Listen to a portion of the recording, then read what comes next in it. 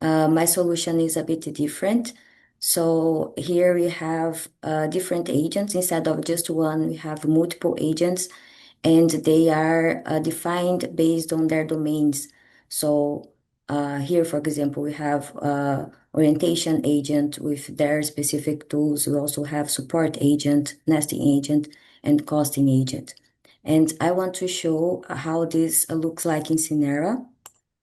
So here, now, instead of having just one single agent, as my colleague showed, we have a distributed system with different agents.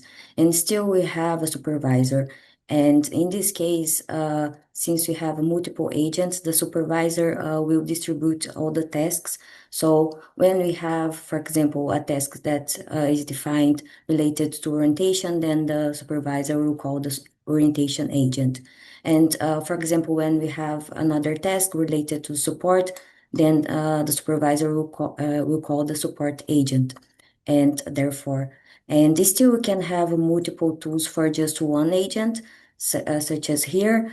And in this case, we have only specific tools related to orientation for the orientation agent.